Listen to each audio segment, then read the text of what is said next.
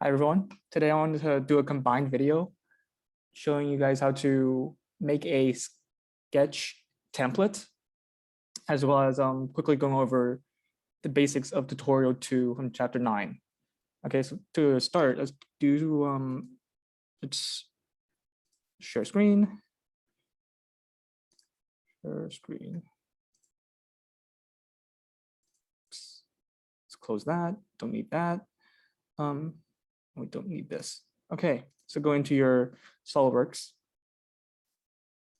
Open up a new sketch environment, sketch page, right? Once you have a new page, you can choose your desired settings. It can be more than just choosing your units. It can be choosing other preferences, such as like your toolbars and other stuff. But I typically just made a template for millimeter, grams, and seconds, so the correct units. And then, so when I make a new part, hit new parts, it shows up right here. I just click OK, and it automatically opens up a new sketch environment with the correct units. So basically, I can almost never forget. So what basically do is, instead of saving your workspace as a SolidWorks file, you save it as a template. So it's actually really, really simple. You go into Save As. And so instead of saving it where you would save it, right? You want to, first of all, give it a very intuitive name. So in this case, like MGS units, like my template 1 or something, my perfect template or something like that. And then instead of choosing a SolidWorks part, you look for a SolidWorks template.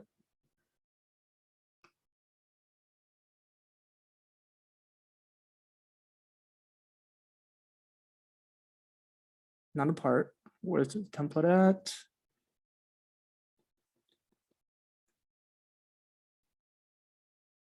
There we go. Part templates. Part templates. It's called a part template. pr.prtdot. And once you do that, it automatically bring you to the location on your computer where SolidWorks saves all the other part templates. So as you can see, I've already made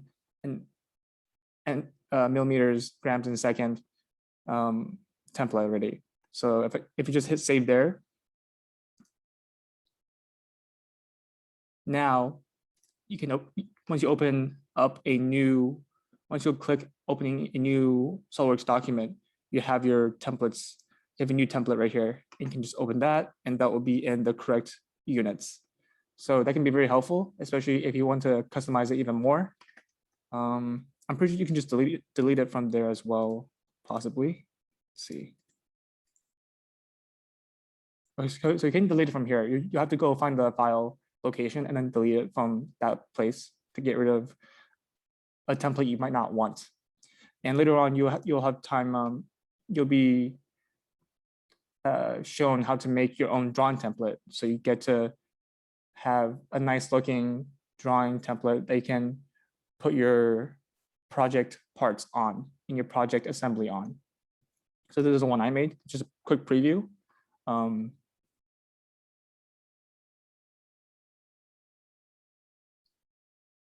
As you can see, material, finish, mass. So this is for much later on, after exam 1 for sure. Actually, not much later on, but after exam 1, yeah. Okay, so let's close the extra windows I've opened. Go back to this. Okay, so just quickly going over like the basics of chapter 9 tutorial 2. You're asked to make a sketch on top like this pretty much. Again, I'm not going to mention or set relations for any of these. This is just like going over the basic features you might use, that you will use. Extrude, so telling you to extrude downwards. Yeah, downwards first. Let's do that.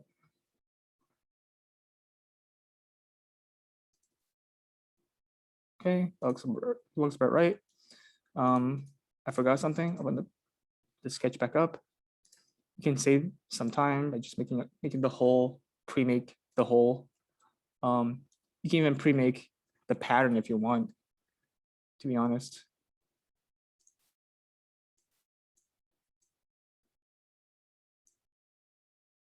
You can circular pattern that around the circle.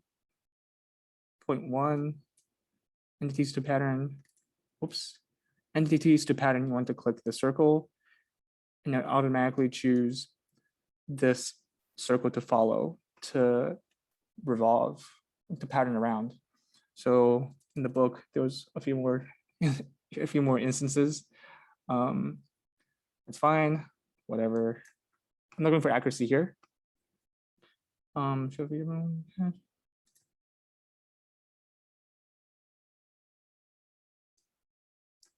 Okay, doubly nested contour. Okay, let's figure out what is wrong with this doubly nested contour. Okay, so I guess you can't have two contours at once. That is okay. Let's delete one of them. Oh, okay. It's because we added more contours, more regions within the sketch. The extrude is now like messed up. It doesn't like that. So definitely extrude after you've made all your sketch parts, because going back might result in problems like those. I did not center this, did I? Okay, there you go. That's fine. And now, after you've done everything, then you extrude. This is ideal. Get rid of that. I want clear selections. I only want this outer ring.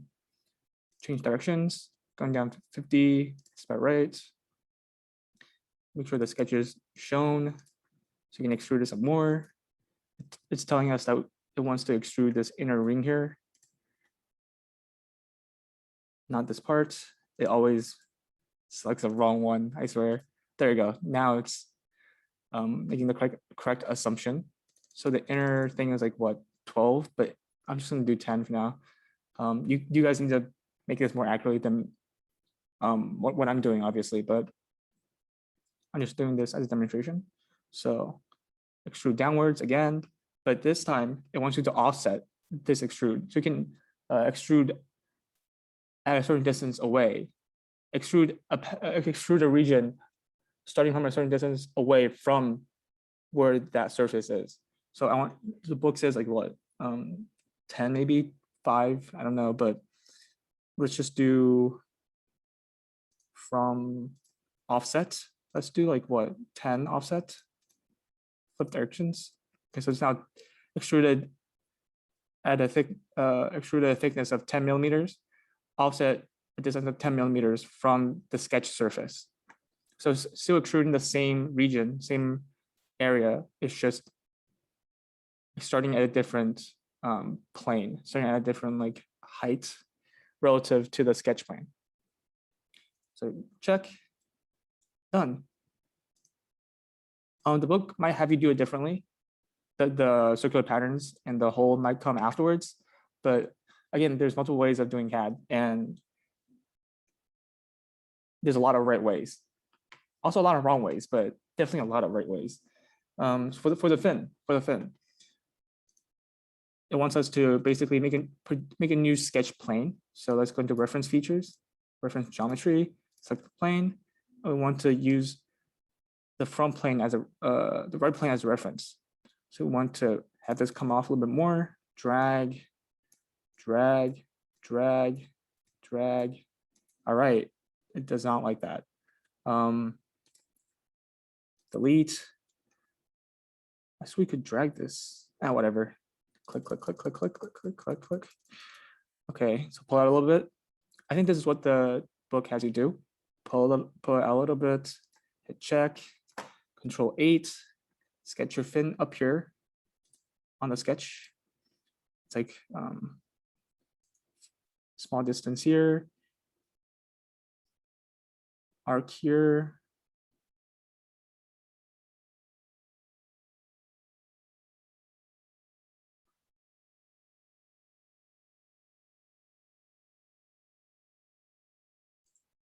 straight line here, another arc here, straight line up, same thing, another arc here, wrong side. All right. So at least it's a close sketch. I'm not really looking to be accurate here. So obviously you have to constrain these. As mentioned, make some of these concentric, et cetera, et cetera. But I'm just getting the overall shape down. So you exit the sketch. Now you have this thing, which you can then extrude onto the surface. So to do that, you'll need to use one of the extrude. You gotta specify the type of extrude that you're using. So it can't just be a normal blind extrude. It has to be up to a surface or up to body. So click your body, click your contour to be, oh wait, this is direction. Okay, the direction arrow is facing the correct way, so it doesn't matter. The body is that.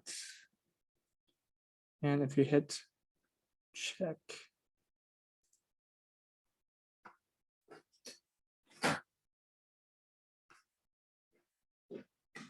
okay, up to surface, see if that works. There we go. Nice. And then you would just use circular pattern.